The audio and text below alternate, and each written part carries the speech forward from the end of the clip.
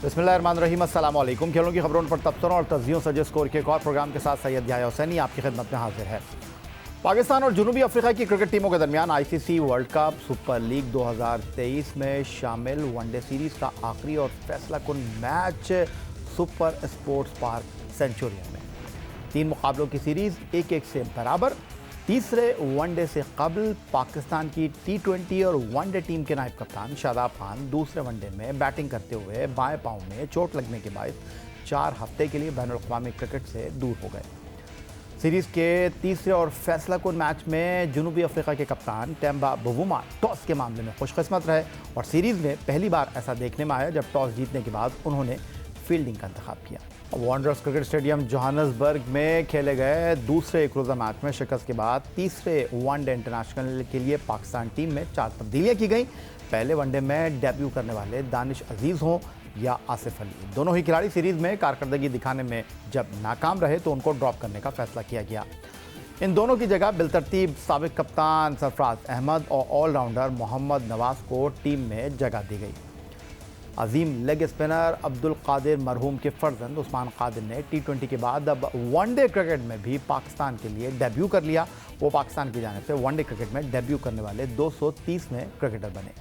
उन्हें टीम में इंजर्ड शादाब खान की जगह शामिल किया गया है, जबकि senior fast bowler Hasan Ali के लिए मोहम्मद हसनैन को जगह खाली करना पड़ी। तीसरे एक रोज़ा मैच से कबल जनूबी अफ्रीका के 5 अहम खिलाड़ी इंडियन प्रीमियर लीग खेलने के लिए इंडिया रवाना हो चुके हैं, जिनमें साबिक कप्तान क्वांटन डिकॉक, जारहा मिजाज बल्लेबाज डेविड मिलर और जनूबी अफ्रीका की पेस बैटरी के अहम किरदार कगिसो रबादा, हेनरिक नोकिया और लुंगी एंगडी शामिल हैं। साथ ही जनूबी अफ्रीका के लिए सीरीज़ में 1 सेंचुरी और निफ सेंचुरी की मदद से सबसे ज़्यादा 183 रन स्कोर करने वाले वैंडर डूसन पट्टे में खिंचाव के बाद सीरीज़ के फैसला कुन मैच से बाहर हुए, जबकि तबरेज़ शम्सी को इब्तदाई 2 मुकाबलों में ख़राब कारकर्दगी की बुनियाद पर ड्रॉप करने का फैसला किया गया। जनूबी अफ्रीका की टीम में तीसरे और आखिरी एक रोज़ा मैच के लिए 7 तब्दीलियाँ की गई। बैटिंग लाइनअप में यानेमन मिलान, जे स्मट्स और कायल वरेनी को शामिल किया गया, जबकि बॉलिंग लाइनअप में out of form Tabraiz Shamsi की जगह Keshav Maharaj, Beuran Hendricks, Daryn Dupavillon और संपाला को मौका दिया गया। अब जनाब चलेंगे पाकिस्तान के टेस्ट फास्ट बॉलर क्रिकेट के सिकंदर बख्श साहब की तरफ, जो माहिराना राय के लिए हमारे साथ मौजूद हैं। सिकंदर बख्श साहब, तीसरे एक रोज़ा मैच के लिए दोनों ही टीमों में तब्दीलियां की गई और अगर मैं ये कहूँ कि 4 पाकिस्तान के 7 जनूबी अफ्रीका के, ये तो पूरी नई टीम बन गई। मेरा ख्याल है आप जितनी क्रिकेट खेले हैं इतनी तब्दीलियां तो किसी एक मैच में बहुत कम ही देखने को मिली हैं। हाँ, होता है। मतलब आजकल एक्चुअली जो ये IPL ऐसी चीज़ हो गई है कि जिसको कोई छोड़ना नहीं चाहता है। इसमें पैसे बहुत होते हैं, फिर भारत का एक प्रेशर भी बहुत ज़्यादा होता है। भारत तकरीबन क्रिकेट को रूल करता है। वो ICC का, हम तो हमेशा कहते हैं कि ICC का मतलब क्या है कि वो तो इंडियन क्रिकेट बोर्ड या क्रिकेट लीग व्हाटएवर आप उनको कह लें, तो भारत से एक डर खौफ के वजह से भी जो है, वरना एक अजीब सी चीज़ है कि आप नेशनल ड्यूटी पर हो और आपको छोड़ के जाना पड़ जाए एक लीग खेलने के लिए पैसों के खातिर। ये एक बहुत ही अजीब सी चीज़ है। मुझे नहीं पता कि उनका सिस्टम क्या है साउथ अफ्रीका का, कि उनके पास सेंट्रल कॉन्ट्रैक्ट्स हैं या नहीं हैं, और जिस तरह हमारे यहाँ होता है कि सेंट्रल कॉन्ट्रैक्ट है तो NOC के बगैर आप कहीं निकल नहीं सकते। तो ये मुझे इसका अंदाज़ा नहीं, मगर ये कि इतनी बड़ी तब्दीलियाँ, इसमें फ़ायदा भी है। पाकिस्तान में तो खैर जो लड़के खेल रहे हैं वो लड़के हैं जो आजमाए हुए हैं, दोबारा खेल रहे हैं। उनके पास भी कुछ लड़के ऐसे हैं। इससे एक ये फ़ायदा हो गया कि बहुत सौ को चांस मिल गया है। अब हर एक की किस्मत की बात है, वो उस मौके को अवेल करते हैं कि नहीं करते हैं, ये देखना है। सिकंदर बख्श साहब, हम रोटेशन पॉलिसी की बात करते हैं। हम बार बार ये सवाल उठाते हैं कि why Shaheen Shah Afridi non stop cricket खेल रहे हैं और उनको आप मुसलसल खिला रहे हैं। हमारे सामने हसन अली की मिसाल है, हमारे सामने हारिस सोहेल की मिसाल है और कई मिसालें मौजूद हैं, लेकिन प्राइम मिसाल तो हसन अली और हारिस सोहेल ही की है।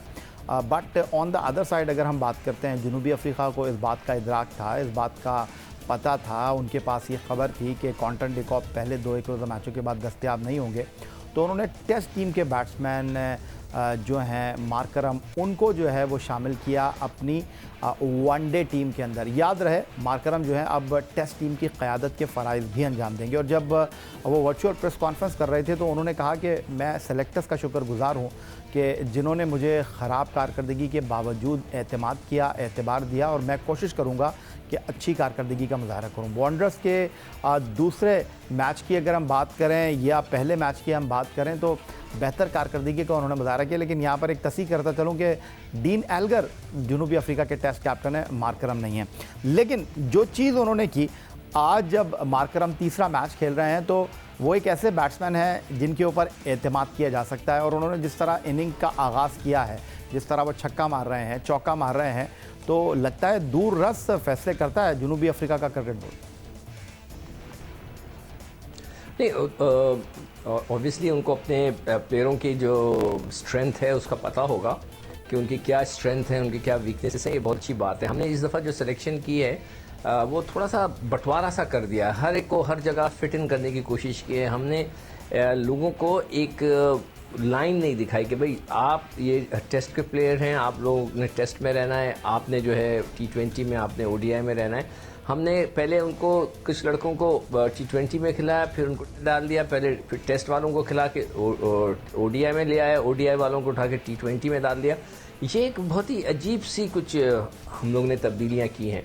तो ये अच्छे बोर्ड्स की निशानी यही होती है, अच्छे मैनेजमेंट की, कि वो अपने प्लेयरों पे नज़र रखे। अगरचे उनको बहुत प्रॉब्लम्स चल रही हैं साउथ अफ्रीका में, मगर फिर भी उन्होंने जिस तरह आपने बताया कि उनको पता था क्या होना है तो वो लेकर आए। और मैं समझता हूँ कि हमें इस सीरीज़ के अंदर मिडल ऑर्डर को स्ट्रेंथन करने के लिए हफीज़ को लेके आना चाहिए था, मगर हमने उस तरह सोचा नहीं जिस तरह के दूसरे सोचते हैं।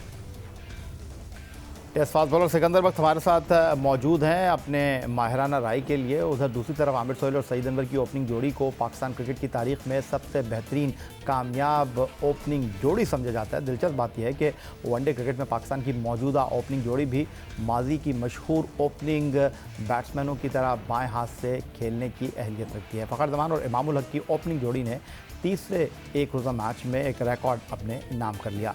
फ़खर जमान और इमामुल हक ने तीसरे एक रोज़ा मैच में 112 रन की ओपनिंग शराकत कायम की। फ़खर जमान और इमामुल हक की वनडे क्रिकेट में 5वीं सेंचुरी पार्टनरशिप है। दोनों बैट्समैनों ने पाकिस्तान के लिए पहली विकेट पर सबसे ज़्यादा सेंचुरी पार्टनरशिप बनाने का एजाज़ भी हासिल कर लिया। इससे कबल यासिर हमीद, इमरान फरद, नासिर जमशेद, मोहम्मद हफीज़ की जोड़ियाँ 4-4 मरतबा पहली विकेट पर सेंचुरी पार्टनरशिप बना चुकी हैं। पाकिस्तान की जानिब से सबसे बड़ी ओपनिंग पार्टनरशिप भी फ़खर जमान और इमामुल हक की ही है।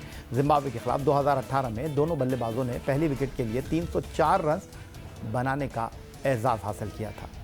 112 रन की शराकत के बाद इमामुल हक तो केशव महाराज की गेंद पर 57 रन बनाकर आउट हो गए, मगर फ़खर जमान ने अपने वनडे करियर की छठी और मुसलसल दूसरी सेंचुरी बनाने का एजाज़ हासिल किया। फ़खर जमान ने 104 गेंदों का सामना करते हुए 9 चौकों और 3 छक्कों की मदद से 101 रन बनाए, जिनका स्ट्राइक रेट 97.11 रहा।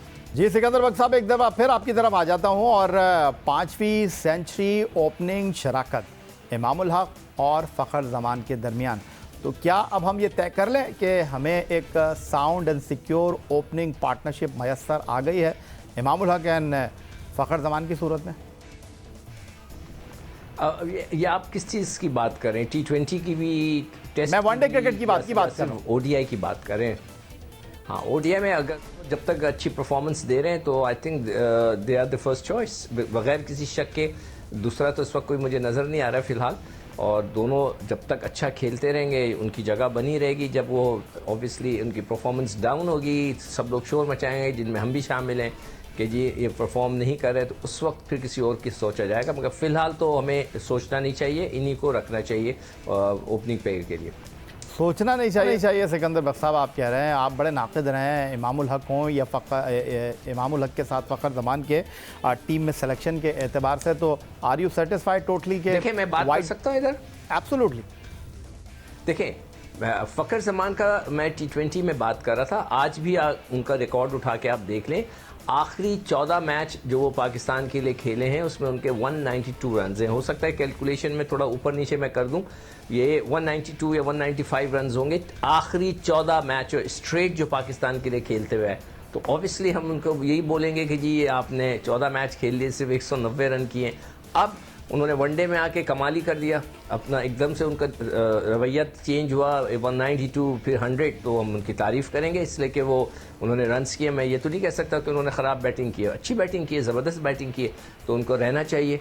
और इमाम पहले मैच में बहुत ज़बरदस्त खेले, हमने उस वक्त भी तारीफ़ की कि बाबर के साथ वो बाबर ने उनको वो शेडो कर दिया था, मगर हमने उस वक्त भी कहा जो अच्छा खेलता है उसकी हमें तारीफ़ करनी चाहिए, और जब वो हल्का हो जाता है तो हमें बताना पड़ेगा कि भाई ये आपका स्कोर है, आप इस वक्त अच्छा नहीं कर रहे।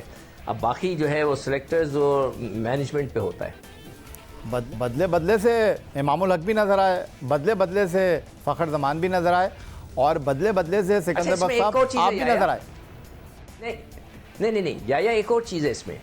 देखें, दोनों के केस में ये हुआ है कि इमाम को भी बाहर बिठाया गया है, ठीक है, और फ़खर को भी वनडे में थोड़ा बाहर बिठा के रखा गया था, जिसके बाद वो जब वापस आए हैं तो ये उनके लिए अच्छा हुआ, उन्होंने इस चांस को बहुत अच्छी तरह अवेल किया। यही चीज़ मैं बार बार कहता हूँ, जब कोई लड़का अच्छी परफॉर्मेंस नहीं देता तो उसको थोड़ी देर के लिए आप बाहर ज़रूर बिठाएं। जब वो बाहर बैठता है तो उसको ख्याल आता है कि यार मैं अपनी जगह खो चुका हूँ या खो रहा हूँ, तो जब वो दोबारा उसको मौका मिलता है तो वो अपनी बेस्ट पॉसिबल परफॉर्मेंस देने की कोशिश करता है। तो ये तरकीब आपको रखनी चाहिए हमेशा, जब भी लड़का आउट ऑफ फॉर्म हो उसको थोड़े 1-2 मैच के लिए ज़रूर बिठाएं, तो हो सकता है कि वो दोबारा जब कम बैक करे तो वो अच्छी तरह करे।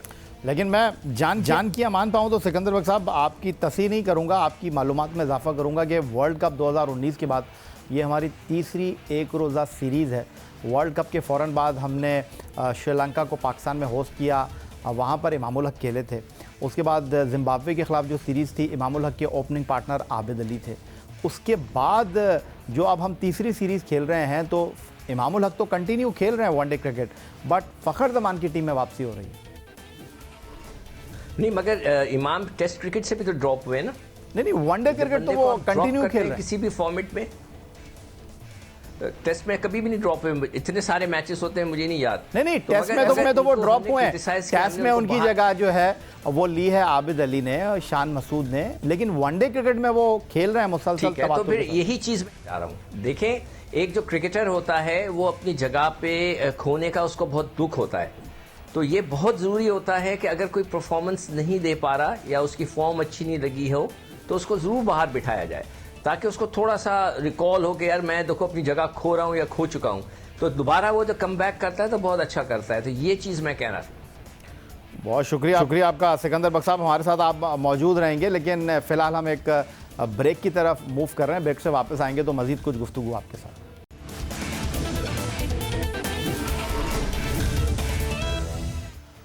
जिस बात के इशारे सीरीज़ से कबल मिल रहे थे वही हुआ। टीम में तजुर्बे की कमी की वजह से साबिक कप्तान विकेट कीपर सरफराज अहमद को प्लेइंग 11 में आखिरकार शामिल कर ही लिया गया। सुपर स्पोर्ट्स पार्क सेंचुरियन के तीसरे और आखिरी एक रोज़ा मैच में मोहम्मद रिजवान बतौर बैट्समैन, जबकि सरफराज अहमद मुस्तनद विकेट कीपर और बल्लेबाज की हैसियत से खिदमात पेश करने के लिए दस्तयाब हैं। सरफराज अहमद तकरीबन 17 माह बाद पाकिस्तान की वनडे टीम में शामिल हुए हैं। सरफराज अहमद ने आखिरी मरतबा 2 अक्टूबर 2019 को श्रीलंका के खिलाफ होम सीरीज़ में बतौर कप्तान मैच खेला था। हसन अली भी 2 साल बाद वनडे टीम में कम बैक कर रहे हैं। हसन अली का आखिरी एक रोज़ा मैच वर्ल्ड कप 2019 में भारत के खिलाफ था। सिकंदर बख्श साहब, अगर बैटिंग लाइनअप में हारिस सुहेल होते या मोहम्मद हफीज़ होते तो शायद बल्लेबाज की हैसियत से सरफराज अहमद को खिलाना इतना आसान फ़ैसला होता नहीं, लेकिन यहाँ पर आपके पास मिडल ऑर्डर बैटिंग में कोई इतने ज़्यादा ऑप्शंस अवेलेबल नहीं थे, क्योंकि दांत की तकलीफ़ की वजह से हैदर अली जो हैं वो वनडे सीरीज़ के लिए दस्तयाब नहीं हैं। आपके पास जो अवेलेबल ऑप्शन था, आपके पास सऊद शकील अनफिट हुए, आपके पास आसिफ अली आए, उनको आपने 2 मैच खिलाए, फिर दानिश अजीज़ को आपने मौका दिया, आज तीसरे मैच में आपने नवाज़ को मौका दिया। तो आपके ख्याल में ये अच्छा मूव है? सरफराज कीपर और जो फॉर्म में हैं यहाँ पर रिजवान, उनको आप एज ए बैट्समैन खिला रहे हैं। देखिए, ये चीज़ तो मैंने पहले ही दिन से कहा था कि आप इनको शुरू से 3 मैच दें, जब उनको आप 3 मैच देते, या तो वो कामयाब होते या फेल होते। फेल होते तो आप नए बच्चे को लेकर आएँ। एक शख्स जो कितना सीनियर है उसको लेकर घूमना आपने, खिलाए जा रहे हैं, घुमाए जा रहे हैं, उसको आपने सेंट्रल कॉन्ट्रैक्ट भी दिया हुआ है, अच्छा खासा पेमेंट कर रहे हैं, मगर आप खिला नहीं रहे। 17 महीने आपने कहा, 17 महीने तकरीबन 1 साल और 5 महीने, जो 1 साल और 5 महीने अगर मैं कहूँ तो इतने लंबे अरसे के लिए आपने उसको टीम में रखा। आप उसको खिलाकर देख लें, मगर अभी भी आपने एक ही मैच दिया। अब आप नहीं कह सकते कि वो उन्होंने अच्छी परफॉर्मेंस दी या बुरी परफॉर्मेंस दी। अगर वो पूरे मैच खेल लेते 3, तो हम उनका फैसला कर सकता था पाकिस्तान क्रिकेट बोर्ड के भाई अच्छे हैं तो उनको रखो, अगर अच्छी परफॉर्मेंस नहीं होती तो आप उनको कहते कि ठीक है भाई आपकी परफॉर्मेंस अच्छी नहीं, हमने आपको 3 मैच लगातार दिए। अब आप कुछ नहीं कह सकते। तो इसमें पाकिस्तान की जो सिलेक्शन थी उसके हिसाब से हमें जो सबसे कमज़ोर हिस्सा जो नज़र आ रहा है वो मिडिल ऑर्डर का नज़र आ रहा है कि 4 के बाद आपके पास कोई बैट्समैन ही ऐसा नज़र नहीं आ रहा जो सेटल हो। हफीज़ को आप खिलाना नहीं चाहते, तो फिर अब ये जो पोर्शन है, अगर हम फर्स्ट क्लास क्रिकेट पे भी नज़र डालें तो हमें कोई नज़र नहीं आ रहा कि यार ये लड़का मिस हो गया। उस्मान सलाउद्दीन की बात हो रही है कि उसने बहुत रन्स किए, उसको नहीं खिलाया। सोहेब मकसूद एक हैं, उनकी बात हो रही है कि भी उनको नहीं खिलाया। अगर वो आते, वो भी फेल हो जाते, तो फिर कौन है? तो हमें मिडल ऑर्डर में बहुत ही अच्छा मुस्तनद किस्म का बैट्समैन ढूंढना है जो इस पाकिस्तान टीम की मिडल ऑर्डर को लेके चले। इस वक्त ये बहुत ही ज़्यादा बड़ा वीक पॉइंट हमें नज़र आ रहा है। बहुत शुक्रिया हमें वक्त देने के लिए। टेस्ट फास्ट बॉलर सिकंदर बख्श साहब हमारे साथ मौजूद थे। पाकिस्तान और जनूबी अफ्रीका के दरमियान तीसरा और आखिरी एक रोज़ा मैच, तब्दीलियों के हवाले से, सरफराज अहमद की टीम में शमूलियत के हवाले से गुफ्तगू कर रहे थे। प्रोग्राम में वक्त हुआ एक ब्रेक का। ब्रेक से वापस लौटेंगे तो हमारे साथ मौजूद होंगे हॉलैंड से पाकिस्तान हॉकी टीम के साबिक कप्तान सलमान अकबर, जिनसे हम हॉकी के मामलात पर गुफ्तगू करेंगे।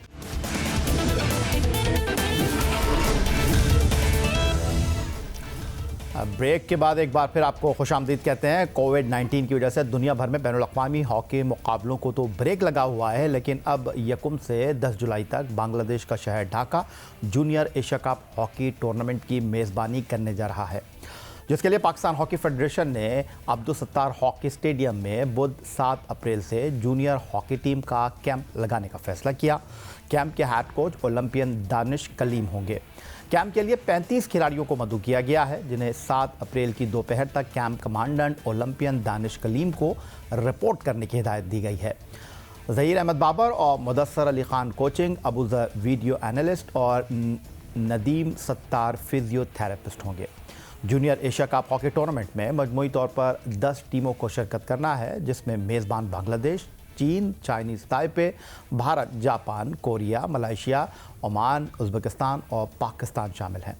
जूनियर एशिया कप गुज़श्ता साल 4 से 12 जून तक बांग्लादेश में ही होना था, लेकिन कोरोना वायरस की वबा के बायस ये दूसरी मरतबा मुलतवी किया गया था। Junior Asia cup hockey tournament Pakistan team की तैयारियों पर गुफ्तगू करने के लिए एम्स्टर्डम से टेलीफोन लाइन पर हमारे साथ मौजूद हैं पाकिस्तान हॉकी टीम के साबिक कप्तान ओलंपियन सलमान अकबर, जो कि 2010 में उस टीम का हिस्सा थे जिसने ग्वांगझू में एशिया कप हॉकी टूर्नामेंट जीतने का एजाज़ हासिल किया था एशियन गेम्स में। 230 बैनुल-अक़वामी मैचों का तजुर्बा रखने वाले सलमान अकबर एम्स्टर्डम में कोचिंग कर रहे हैं। सलमान, खुशामदीद कहेंगे आपको। और एक बार फिर हॉकी की रौनकें बैनुल-अक़वामी सतह पर लौट आने की उम्मीद पैदा हुई है, और पाकिस्तान की अगर हम बात करते हैं तो Asia cup hockey tournament junior सतह पर इसकी एक उम्मीद की किरण के तौर पर सामने आया है। किस तरह देख रहे हैं आप? जी बिल्कुल, यह भी बड़ा इंपॉर्टेंट टूर्नामेंट है, और जूनियर लेवल के कोई भी टूर्नामेंट होते हैं, स्पेशली ये कॉन्टिनेंटल टूर्नामेंट जो होते हैं, ये बड़े इंपॉर्टेंट होते हैं। और ये तो वर्ल्ड कप का क्वालिफायर भी है, तो मैं समझता हूँ कि पाकिस्तान को टॉप 3 में इसमें आना चाहिए ताकि वो world cup, junior world cup के क्वालिफाई कर सकें। और ये जूनियर की एक जो पूरी साइकिल होती है, ये पूरी रन हो, और ताकि आगे जाके फिर 4 साल बाद या 3 साल बाद जितने भी इनके रह गए इस साइकिल के, उसमें से इनको एक्सपीरियंस मिले। फिर जब इनमें से कोई सीनियर टीम में जाए तो उसके पास ऑलरेडी जूनियर का एक्सपीरियंस हो, और वो फिर सीनियर टीम में इजीली एडजस्ट हो सके। तो इसलिए आज से ये बड़ा इंपॉर्टेंट टूर्नामेंट है पाकिस्तान हॉकी के फ्यूचर के लिए। यही आज का हमारा एक प्रोग्राम था। ट्विटर पर आप मुझे फॉलो कर सकते हैं, फेसबुक पर हमारा पेज score.geo-news, जहां जाकर आप इस प्रोग्राम के क्लिप्स एक बार फिर देख सकते हैं, और आप हमें ईमेल कर सकते हैं, अपनी राय से आगाह कर सकते हैं score@geo TV पर। इस दुआ इस उम्मीद इस तवक्को के साथ कि पाकिस्तान में खेल और खिलाड़ी तरक्की करते हैं, सैयद याहिया हुसैनी को स्कोर की पूरी टीम के साथ अगले प्रोग्राम तक के लिए इजाज़त दीजिए। अल्लाह हाफ़िज़।